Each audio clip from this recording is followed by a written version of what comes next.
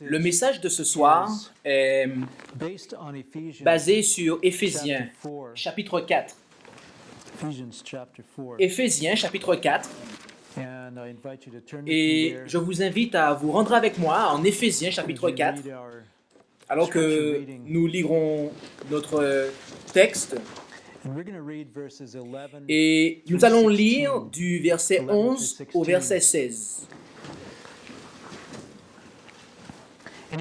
C'est aussi lui qui a établi les uns apôtres, les autres prophètes, les autres évangélistes et les autres pasteurs et docteurs, pour le perfectionnement des saints, pour l'œuvre du ministère, pour l'édification du corps de Christ, jusqu'à ce que nous soyons tous parvenus à l'unité de la foi et de la connaissance du Fils de Dieu, à l'état d'homme fait, à la mesure de la stature parfaite de Christ, pour que nous ne soyons plus des petits-enfants, flottants et emportés çà et là à tout vent de doctrine, par la tromperie des hommes et par leur adresse à séduire artificieusement, mais que, professant la vérité dans la charité, nous croissions en toutes choses dans celui qui est le chef, Christ,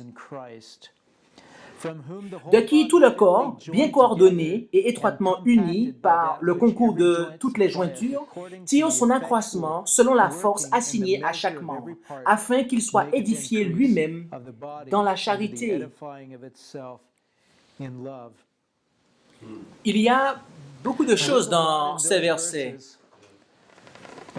Et j'ai vu des choses dans ces versets que je n'avais pas vues alors que je préparais ce message.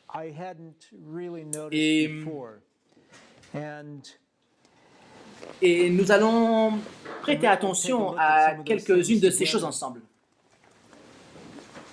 Premièrement, considérons le fait que l'œuvre de perfection se poursuit jusqu'à ce que quelque chose soit achevé. Quelle est cette chose qui est achevée? Oui, c'est exact. Jusqu'à ce que nous soyons parvenus à l'unité de la foi. Tel est le but, tel est l'objectif de la perfection ou le résultat de la perfection. Récemment, j'ai lu une déclaration de quelqu'un qui a dit que l'unité nous amène à... J'essaye de ne pas faire une mauvaise déclaration, mais dans le sens, il déclarait que l'unité vient avant et ensuite il y a l'unité de la doctrine.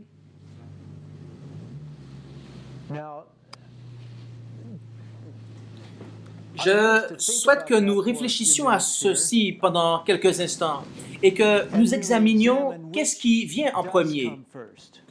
Si c'est l'unité qui vient en premier et ensuite l'unité doctrinale, ou si c'est l'unité doctrinale qui doit venir en premier et ensuite l'unité. Mais je vous laisse juste penser à cela pendant quelques instants et nous allons revenir après pour répondre à cette question ainsi qu'à d'autres. Il y a aussi quelque chose que j'aimerais que nous notions lorsque nous considérons ce passage, c'est qu'il est parlé au verset 12 du perfectionnement des saints. Le perfectionnement est une œuvre progressive. Et notez que dans cet état, ce n'est pas une chose qui est finie. Quand il est parlé de l'œuvre du ministère, pour l'édification du corps du Christ, jusqu'à ce que, et donc quelque chose est atteint, jusqu'à ce que nous soyons tous parvenus à l'unité de la foi, de la connaissance du Fils de Dieu, à l'état d'homme fait. Donc, ce que je suis en train de dire, et je pense ne pas me tromper, c'est que la perfection, non le perfectionnement, mais la perfection est synonyme de l'unité de la foi. Et lisons à nouveau les versets. Et je commence au verset 12. Pour le perfectionnement des saints, pour l'œuvre du ministère, pour l'édification du corps du Christ, jusqu'à ce que nous soyons tous parvenus à l'unité de la foi et de la connaissance du Fils de Dieu, à l'état d'homme fait, à la mesure de la stature parfaite de Christ.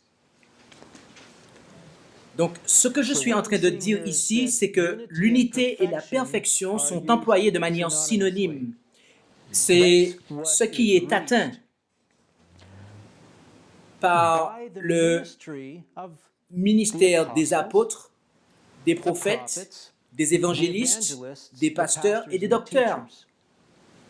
Maintenant, qu'est-ce que ces postes, qu'est-ce que ces personnes à ces positions, qu'est-ce qu'elles font, qu'est-ce qu'elles ont en commun? Oui, elles enseignent la doctrine, ils enseignent la parole de Dieu, ils prêchent, que ce soit d'une manière évangéliste ou dans une salle de classe ou à l'école du sabbat ou depuis la chair. Et à travers toutes ces manières, ils prononcent la parole de Dieu. Donc, la parole de Dieu conduit à la perfection, c'est-à-dire l'unité. Et notez ce qu'il en résulte, ou quels sont les symptômes qui sont... Pardon? Oui, les caractéristiques de cette unité, alors que nous lisons au verset 14. Pour que nous ne soyons plus des petits-enfants, flottant et emportés çà et là à tout vent de doctrine, par la tromperie des hommes et par leur adresse à séduire artificieusement. Donc, lorsque cette unité est atteinte, lorsque cet homme parfait est formé, il n'y aura pas de personnes qui seraient emmenées çà et là à tout vent de doctrine. Maintenant, dans ce processus, dans le ministère des apôtres, des prophètes, des évangélistes, des pasteurs et docteurs, le verset 15 nous dit « Mais que, professant la vérité dans la charité, nous croissions en toutes choses dans celui qui est le chef, Christ. » Donc, la vérité, la parole de Dieu, étant présentée avec amour, cela produira une œuvre dans la vie des croyants qui résultera en quoi? Au verset 13, un homme parfait, et ce qui est synonyme à l'unité de la foi. Maintenant, j'espère avoir compris cela correctement.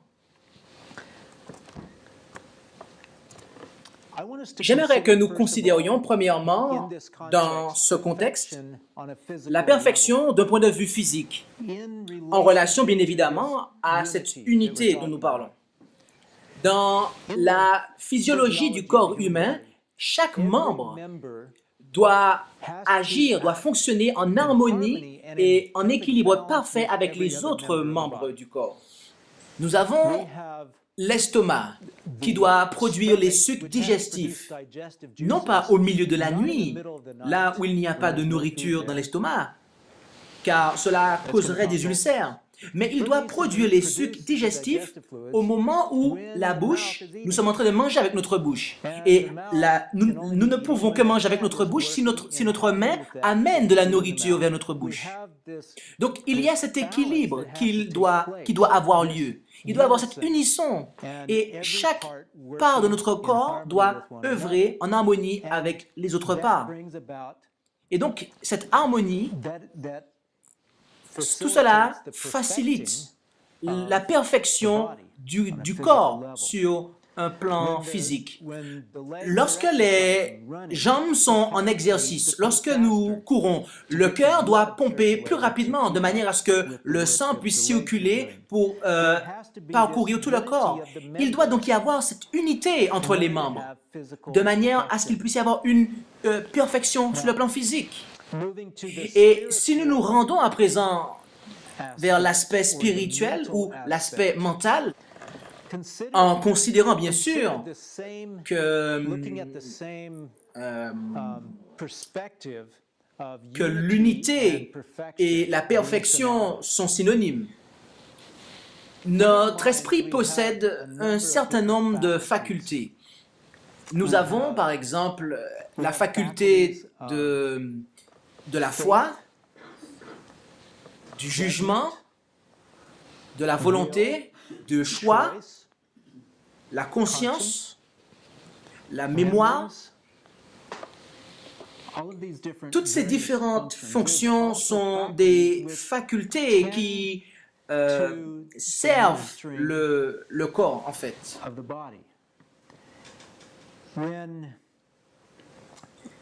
Lorsque la partie humaine de l'esprit, la partie charnelle de l'esprit, en utilisant le mot charnel uniquement dans la définition simple du mot, non pas dans le mauvais sens du terme. Donc, lorsque la partie humaine ou la partie charnelle de l'esprit réfléchit et qu'elle dit qu'elle a besoin de nourriture, et que nous arrivons à la maison pour satisfaire ce besoin, et que là, nous voyons un enfant qui est blessé et qui a besoin d'un pansement, à ce moment-là, nous avons besoin de savoir la place qui revient à cette partie de l'esprit qui désire satisfaire son besoin physique. À ce moment-là, nous avons besoin d'une faculté plus élevée et différente qui doit diriger et dire non, cet enfant a besoin de soins en premier lieu et la satisfaction du besoin physique viendra en deuxième position. Et donc, nous avons besoin d'avoir ces facultés de l'esprit dans leur propre sphère et œuvrant en harmonie les unes avec les autres.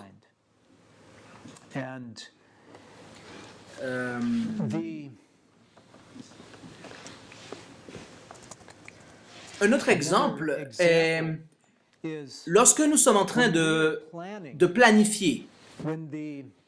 Lorsque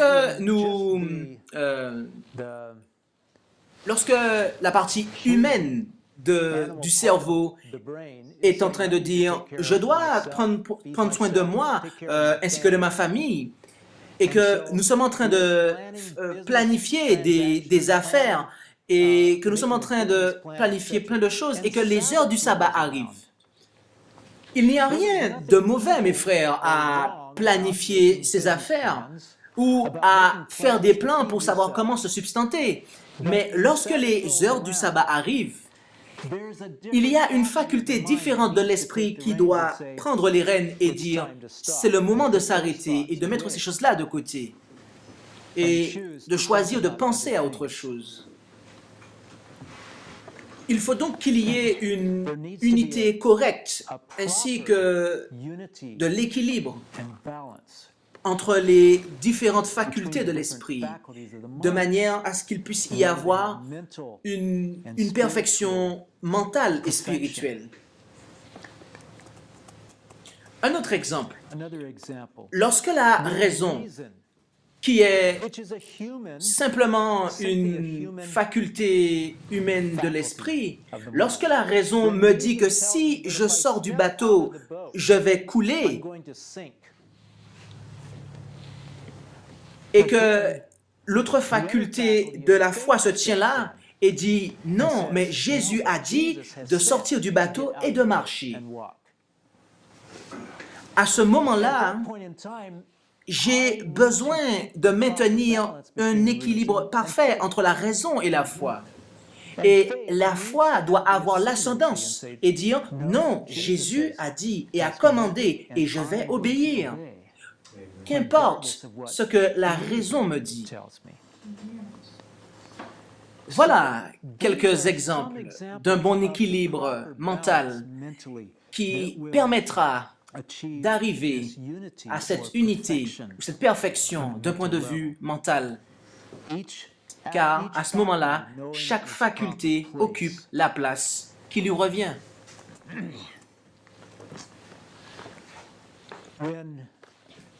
Lorsqu'il nous est dit dans l'Écriture qu'il est donné à chacun une mesure de foi, nous comprenons que la foi n'est pas quelque chose qui est naturel au cœur humain de posséder. Et donc, à quel moment la foi nous est-elle donnée?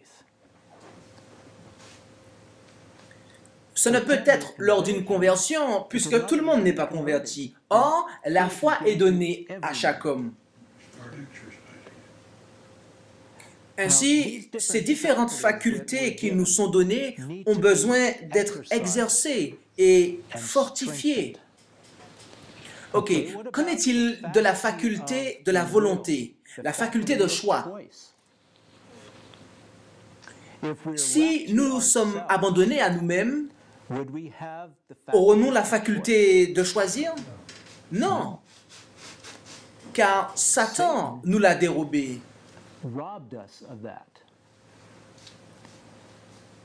Et donc, nous avons besoin de comprendre que l'expiation s'étend à chaque enfant d'Adam et amène la possibilité à chaque enfant d'Adam de choisir ce qui est juste. Chaque enfant a une conscience. Et c'est en grandissant qu'ils perdent la sensibilité de leur conscience.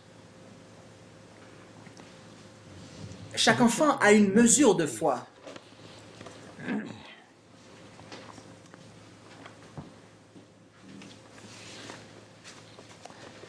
Sans cette expiation, nous n'aurions pas pu avoir ces précieux privilèges. Nous n'aurions pas pu avoir la puissance pour accepter Christ dans nos vies. Le pouvoir de choisir. Considérons à présent la partie, les relations qu'il y a dans l'Église, la perfection au sein de l'Église, l'unité à l'intérieur de l'Église. Nous devons appliquer les mêmes principes que nous avons appliqués dans la partie physique, mentale, ainsi que la partie personnelle, et ce, dans la partie ecclésiale. La perfection, nous l'avons vu, est synonyme d'unité. Et comment allons-nous arriver à cette unité? Considérons de nouveau Éphésiens chapitre 4, verset 11.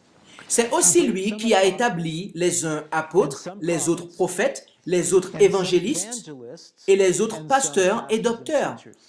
Maintenant, pourquoi avons-nous besoin de ces personnes pour arriver à l'unité?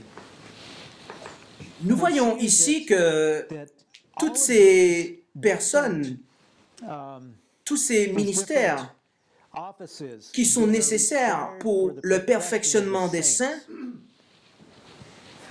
ont, comme nous l'avons vu précédemment, quelque chose en commun, qui est que ces personnes-là partagent la parole de Dieu. Et voilà pourquoi en Jean 17, verset 17, il est dit « Sanctifie-les par ta vérité, ta parole est la vérité. » Ainsi, la sanctification s'opère à travers la parole. Nous ne pourrons être unis à moins que nous ne soyons d'abord sanctifiés.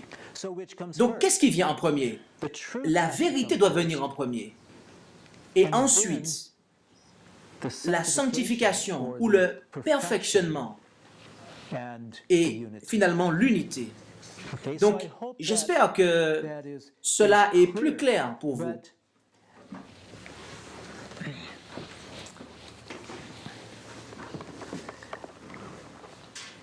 Ainsi, les fonctions qui sont décrites ici sont très différentes que celles d'un psychologue, un chirurgien, un orateur public ou un directeur.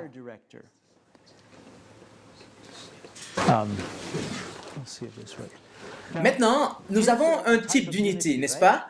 Nous avons un groupe de filles et de garçons qui sont habillés de la même manière, qui ont le même uniforme. Et donc, apparemment, ils sont unis. Et ici, non seulement ils sont habillés de la même manière, mais ils marchent, ils se déplacent de la même manière. Et ils sont parfaitement unis en cela, au niveau de leur apparence. Vous savez, récemment, j'ai visionné une vidéo où on voit un groupe de personnes qui forment des figures, qui forment des lettres de l'alphabet ou différents logos, juste en portant différentes couleurs. Et donc, ils œuvrent ensemble, simultanément. Mais cela n'est pas l'unité dont il nous est parlé dans la Bible. Ces personnes sont en train de chanter le même chant. Ils sont en train de jouer la même musique. Et ils s'accordent en des notes harmonieuses. Mais cela n'est pas l'unité que nous cherchons. Ces personnes sont en train de participer à un camp familial dans l'Indiana. Mais un camp meeting n'est pas là l'unité que nous cherchons. Être capable de participer à un camp meeting, ce n'est pas là arriver à l'unité. Ce n'est pas là l'unité dont il nous est parlé. Et ici, ils se sont unis sur certains points de doctrine. Nous avons Tony Palmer, nous avons le pape François, et nous avons...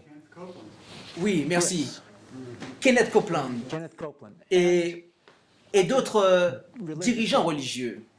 Et ils représentent le protestantisme évangélique, l'anglicanisme, ainsi que le catholicisme.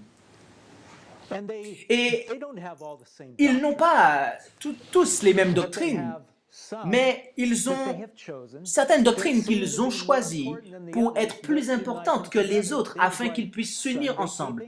Par exemple, l'observation du dimanche, la Trinité, l'état des morts et d'autres choses qu'ils considèrent comme étant importantes. Mais est-ce que cela est suffisant pour nous? Est-ce que nous devons dresser une liste de doctrines qui sont importantes pour nous, de manière à ce que nous puissions nous mettre d'accord dessus et que nous puissions nous unir ensemble sur ces points que nous aurons choisis?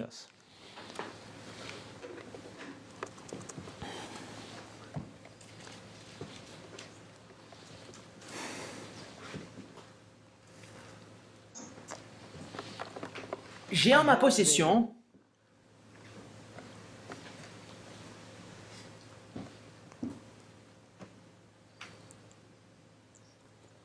des déclarations que je souhaiterais vous lire.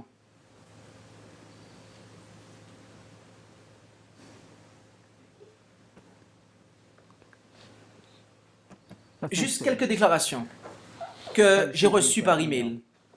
Et je ne donnerai pas de nom.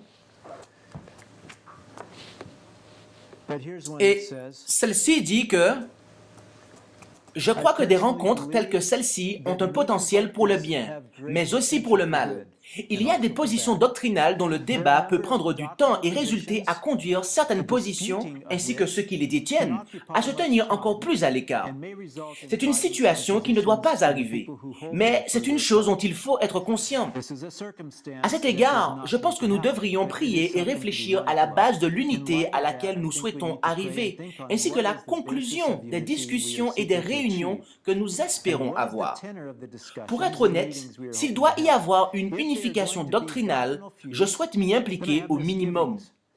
Je réalise également que certaines de ces questions doctrinales ont besoin d'être traitées à certains égards, mais il doit y avoir un objectif plus élevé que le simple fait d'atteindre l'uniformité doctrinale. Je pense que certains d'entre nous ont déjà tâché d'atteindre cela et ont rencontré un échec. Réfléchissez simplement à la portée de cela un instant.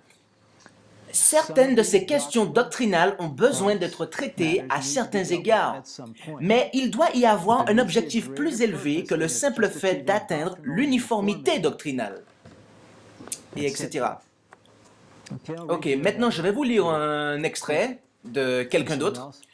À partir de ce qui fut écrit jusqu'ici, je comprends que le désir général de retourner aux fondamentaux de l'adventisme du 7e jour est, tant bien que mal, une manière d'arriver à la renaissance du mouvement de 1844. Je comprends que l'impression générale est que, si nous nous réunissons dans l'esprit des pionniers adventistes du 7e jour, cela amènerait l'unité pour laquelle le Seigneur Jésus pria dans Jean 17. Si j'ai mal compris cela, je suis alors désolé et en même temps heureux. Mais sinon, permettez-moi, je vous prie, d'adresser une parole d'avertissement. Nous ne sommes pas appelés à être des adventistes, mais des chrétiens, etc.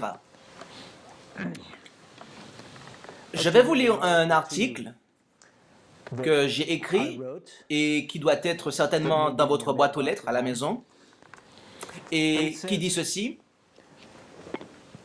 J'ai récemment lu un email appelant à l'unité, lequel déclare que nous ne sommes pas appelés à être des adventistes, mais des chrétiens. L'objectif de l'auteur était que Christ, et non la foi adventiste, est le fondement de notre foi, ainsi que la source de notre unité. Cela semble moralisateur, mais en réalité, cela est faux, car il insinue ou suppose un désaccord qui n'existe pas en réalité. Ceux qui soutiennent l'idée que s'attacher à la foi adventiste du 7e jour n'est pas compatible avec le christianisme ne comprennent pas la véritable foi adventiste du 7e jour. Et ce que je viens de lire sont les paroles que j'ai écrites. J'ai reçu de nombreux emails exprimant des sentiments similaires. Ils appelaient à l'unité sur Christ seul, ou sur le Père et le Fils seul, et à mettre de côté l'héritage adventiste du 7e jour que Dieu nous a donné. Et je vais vous donner un autre exemple où l'individu déclare ceci. Réaffirmons notre connaissance du seul vrai Dieu et de son Fils dans l'amour et la vérité. Que cette confession nous unisse. Et l'implication de l'ensemble de cet email était que nous pouvons avoir cela seulement comme fondement et ce qui est en plus n'est pas réellement important. C'est l'impression que j'ai eue, moi, et non ses paroles exactes, car je vous ai lu ses paroles exactes. Et un autre déclare, « L'unité ne viendra pas de la doctrine. » Et telle est la question que je vous avais posée au départ. Donc il dit, « L'unité ne proviendra pas de la doctrine, mais c'est de l'unité que proviendra la pure doctrine. » Ceci est à l'envers, mes amis. Ceci est complètement inversé. Cela sera dû au fait que l'Esprit de Christ vit dans son corps, le canal de bénédiction pour sauver le monde. Ceci est à l'envers, chers frères et sœurs.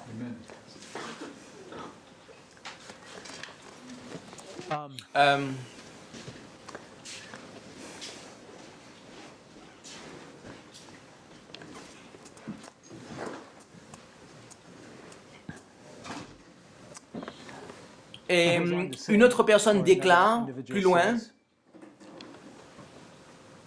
à un autre endroit, « Je crains aussi que l'attachement de X aux enseignements fondamentaux des adventistes du 7e jour, ainsi que son concept que les enseignements d'Ellen White sont toujours corrects, les conduit à omettre ou à ignorer certains problèmes sérieux avec les interprétations adventistes. Et il me semble parfois qu'il est plus attaché à l'adventisme qu'il ne l'est à la Bible. X déclare qu'il a cette attitude parce qu'il a testé l'adventisme par la Bible et a trouvé qu'il supporte le test à chaque endroit. Je n'ai pas trouvé que cela est le cas. Ceci n'est pas dans le même email que le précédent, mais dans un autre email. Mais en lisant une fois de plus ce que j'ai écrit, et revenons,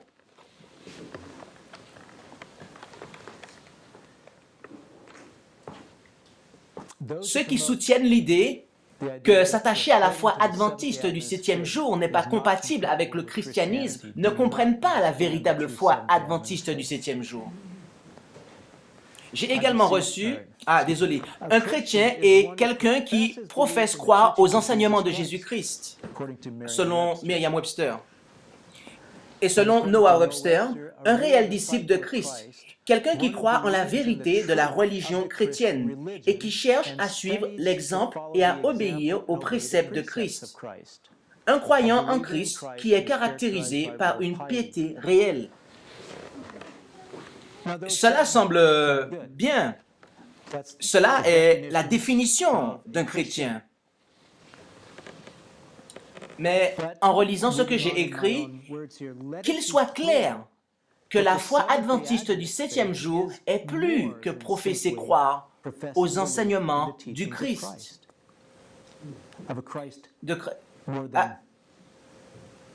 Désolé. C'est plus que suivre l'exemple du Christ ainsi que ses préceptes. C'est plus qu'un appel vague ou nébuleux à être en Christ. La foi adventiste du septième jour appelle non seulement à suivre le Christ qui fut sur terre il y a plus de 2000 ans, mais elle communique également une compréhension intelligente des types et des prophéties révélant l'œuvre et la position actuelle du Christ, et conduit ainsi ceux qui l'ont à le suivre par la foi là où il se trouve maintenant, c'est-à-dire dans le lieu très saint du sanctuaire céleste, et à comprendre l'œuvre d'expiation qu'il y accomplit pour eux, car c'est uniquement eux qui peuvent recevoir la présence du Christ en esprit.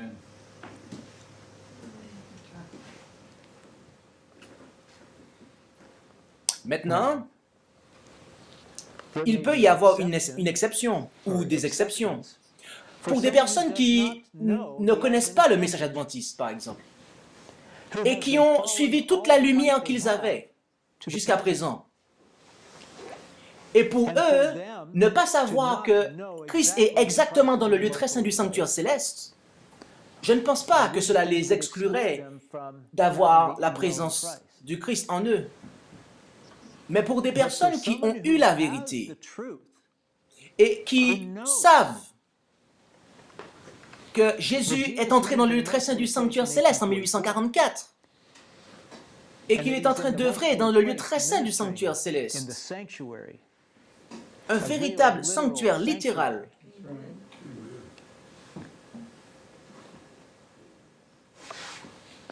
Pour des personnes qui ont su ça et qui l'ont abandonné, elles ne recevront pas la présence du Christ en esprit. C'est uniquement la foi adventiste du septième jour qui peut communiquer la véritable unité.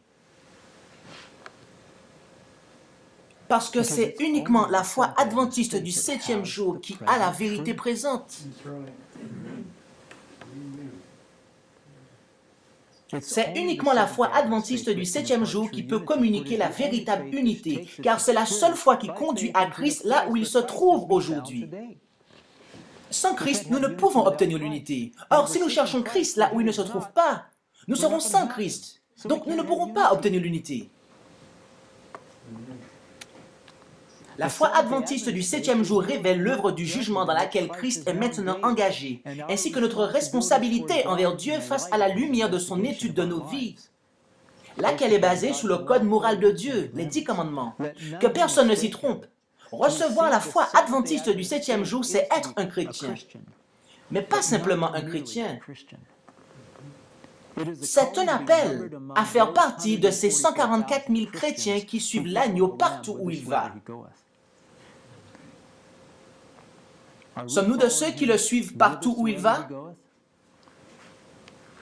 Même dans le lieu très saint du sanctuaire céleste? Accomplissant l'œuvre qu'il attend de nous afin de pouvoir le suivre dans le lieu très saint du sanctuaire céleste? Parce que cela est une œuvre de perfection du caractère.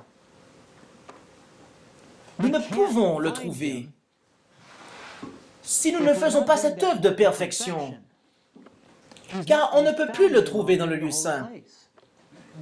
Le sabbat est devenu un test. La perfection du caractère est devenue un test depuis 1844.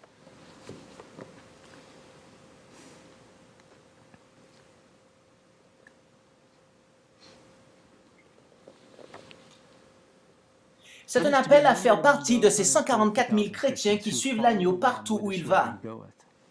De qui il est dit, ce sont ici ceux qui gardent les commandements de Dieu et la foi de Jésus. En vue d'assurer l'unité, l'Esprit de Christ ne nous conduira pas loin du Christ. Abandonner la foi adventiste du 7e jour ne revient pas à être simplement un chrétien, mais c'est quitter Christ. C'est uniquement la foi adventiste du 7e jour qui révèle là où Christ peut être trouvé. La véritable unité dans ce jour antitypique des expiations ne peut être obtenue que sous le fondement de la foi adventiste du 7e jour.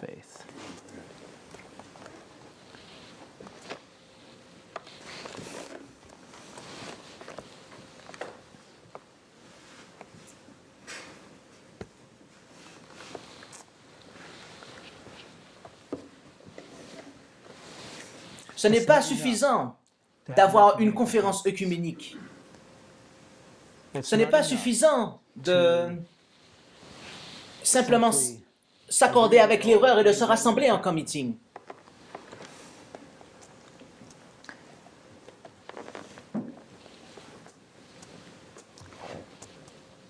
Cette unité n'est pas porter les mêmes vêtements, ce n'est pas chanter le même chant, ce n'est pas faire les mêmes choses ou se rendre dans la même école ou dans la même église, ce n'est pas assister au même camp meeting, mais c'est une unité qui va plus loin. C'est une unité d'esprit. C'est une unité de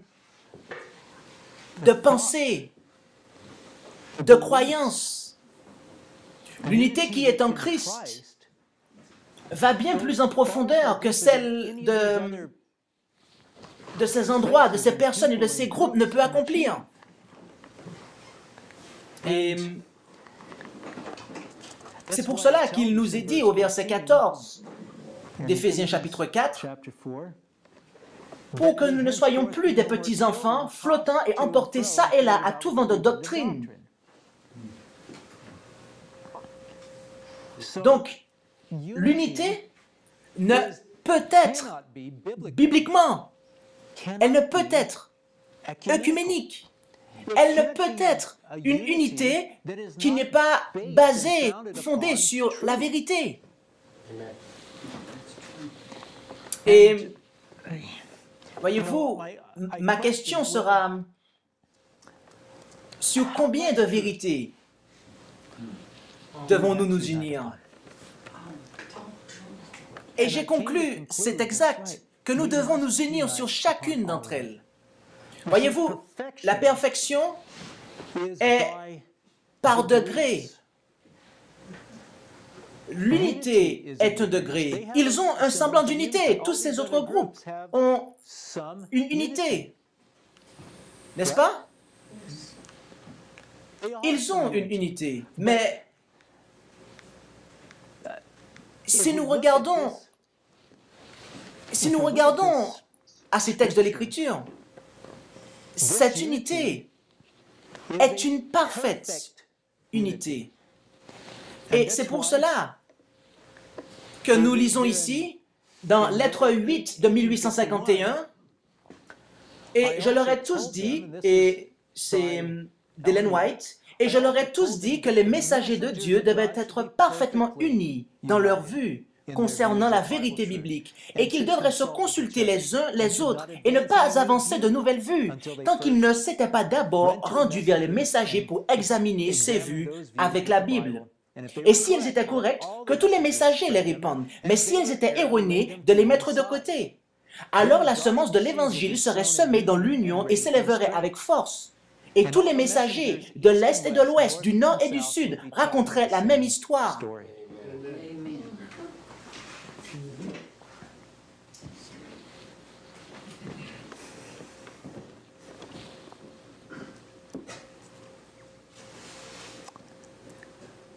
Quelqu'un, dans des emails que j'ai récemment reçus, à un autre endroit et d'une autre source, s'est déclaré prêt à s'unir à quiconque se dit chrétien.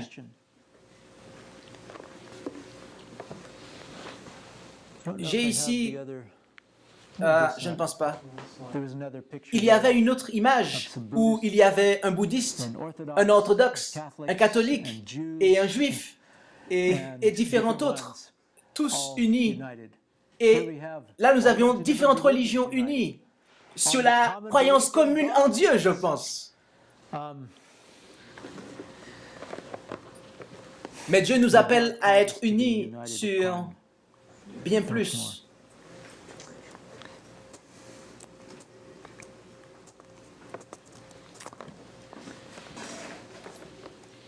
Il y a eu différentes tentatives d'unité à travers l'histoire, et celle-ci n'est pas la première. Et je me rappelle du temps où la papauté vint vers les personnes de Bohême et elle dit, « Nous aimerions nous unir à vous. Faites juste une petite concession par ici et juste une autre petite concession par là. Permettez-nous juste de prêcher dans vos églises. »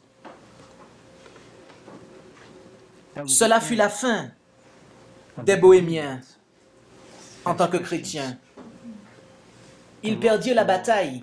De manière répétitive, Dieu leur avait donné la victoire sur le champ de bataille, et ce sur de plus grandes armées.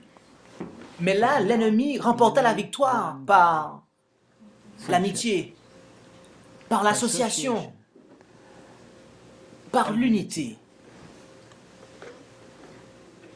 Je prie pour que nos yeux de discernement soient ouverts, parce que Satan a de nombreuses techniques.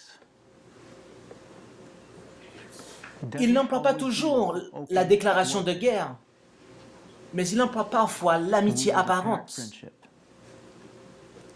tel qu'il le fit au jour de Balaam.